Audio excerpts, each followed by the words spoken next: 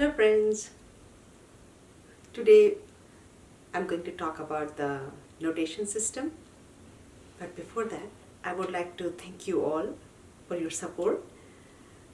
Last year when I did Vasant Panchami Saraswati Puja, and after the puja I have seen we have become the family of 500, and last week we had Vasant Panchami, and now we are 1729.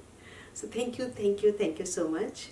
I feel really happy to see if my videos are helping anybody or encouraging somebody to do music or practice or taking interest into classical music. It really gives me a lot of joy. So thank you so much. And now I will talk about the notation system. I have gotten a lot of requests from you all that can you give the notation of the bandishes or compositions we are doing.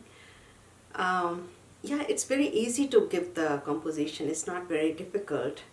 And I think people love to have something, in the side of the screen, something written. And somehow I'm not in the favor of that. And I'll let you know why. Indian classical music is a Gurumukhi Vidya. We should be learning this from the person that we are getting this knowledge. And our notation system is not very old. Actually, it's just like 100 years old. And people did not use it. They were just teaching face to face to other person. And there can be some technical reasons because printing was not available, or making the copies of the writing, it was not easy. Also because people were afraid that their bandishes can be stolen and copied by other people. Maybe it's a little bit insecurity. That can be one reason. But somehow the notation system did not develop until 100 years back when Vishnu Digambar Paluskarji and Vishnu Narayan Bhatkandeji, they developed it and it became very popular. We should be really thankful to them because of their notation system and printing, lot of our bandishes, old bandishes, got saved, and we are able to learn them today. But just because we have so much development now and we have recordings and this YouTube that I can convey my own voice to you, I think it's best to learn just by listening. All the learning we do in our schools is basically the connection of eyes and the brain. And music should be learned through the ears and the brain. So it is a brain training, but through our ears. And I can tell you why. When we were doing school education, a lot of time we are given notation. And I was used to doing that. And when I was doing masters, actually the course was so huge that we had to learn through the notation, because then the grasping is very fast. Very quickly you think you have learned and you can sing, and if you have any problems you can go back to the notation and see if there is any difficulty. And when I started teaching, I also was doing like that. But one time my current Guruji, Pandit Ajay Chakravarti, he told me that this is not the right system. First teach them and then give them the notation or paper, anything. Otherwise, the knowledge remains on the paper. That was the thing that it really helped me. It really forced me to think, yes, because all the things that I have learned from my Gurujis in their houses, or when they came to my house and I learned from them, any of my Gurus, I remember them very clearly.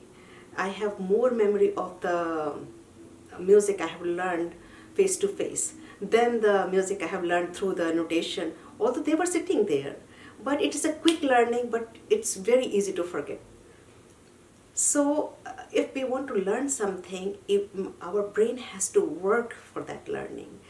And that learning should be coming through the ears. So brain should learn through the ears, not through the eyes. And I believe that kind of learning is the best learning with music. Like we did Raghupali Swarmalika. So that was ga pa ga re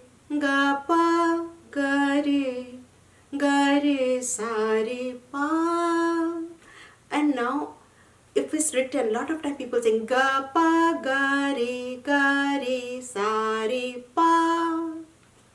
So all the connection between notes goes away. So the joy of singing is not there. It's more like reading. So to avoid that, this is the best thing to not to use the notation if it's possible. And most of the time when I'm teaching any composition, I always give the notes for the particular phrases and particular words where there's more movement. If it's simple up and down movement, maybe I forget. But it's mostly with the complicated turns and things, I always give the notes for that. And it's best to hear it and see the notes in your brain. Okay, this is what it is. Instead of just looking and say, okay, yeah, because it's dha, but how the dha sounds. Okay, this is pa, dha pa ga. How the dha pa ga sounds. When we stop looking at our eyes and that's just like meditation, I feel. That you have that feel, dha pa ga, how it sounds, dha pa ga re, how it sounds. You know, simple. Mangala karahu, gare gare sadha sa. If it's written gare gare sadha sa, mangala karahu. And the people who have good understanding of notes, they can do it well. But a lot of people don't have good foundation.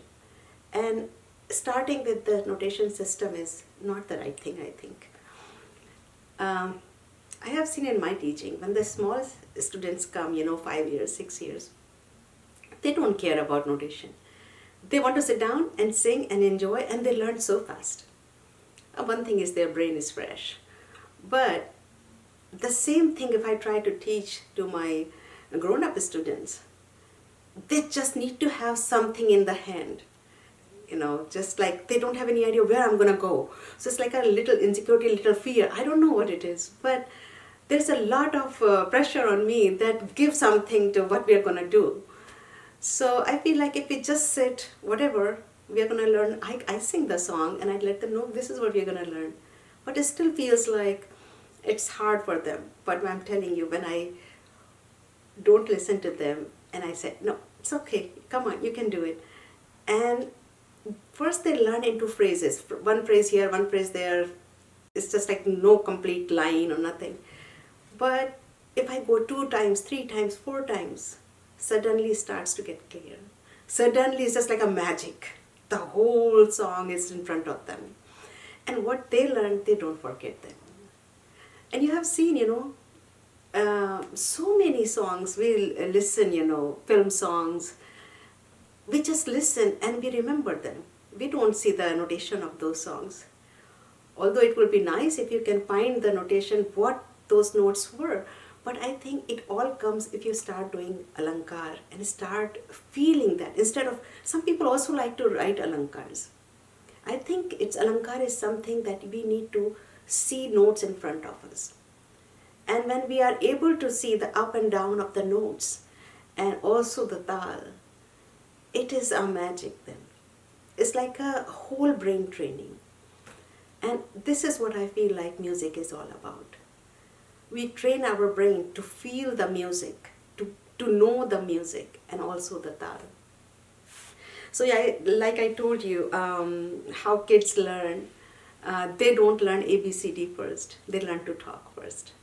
They don't know that eat has E or A or T. They know the sound. I feel like a lot of things cannot be expressed through the notation system. And just like, little drag between the notes, we call it mead. And you can show with a line, but the timing, how much time it takes. Of course, you can say 1 beat and this is 2 beat, it's between 2 beats, but it's still how exactly it should sound. It is very hard to write. Nowadays, most of the musicians, if they are providing their book of compositions, they are also providing CD with it. It is really nice to know how their bandishes sounded when they composed it. So I hope this is clear to you all. And it takes more work for me because, when I'm in the class, I have to sing 2 or 3 times more. until and unless the student get it, I have to keep singing it. It's nothing to follow through the words or notes. It is just the sound to follow. So I have to keep creating that sound until they get it. But I think that is good for them. It is good for me as well, because I'm also working on the sound. And for you all, it's a double benefit because you have the recording. So you can do as many times as you want. So I hope you also agree with this, and keep learning, keep singing, keep listening. That's the most important thing. And I will bring Rag Bhairav Bandish in my next video. Until then, if you like the video, please click the like button, subscribe my channel, and please leave your comments. I will see you soon. Bye-bye.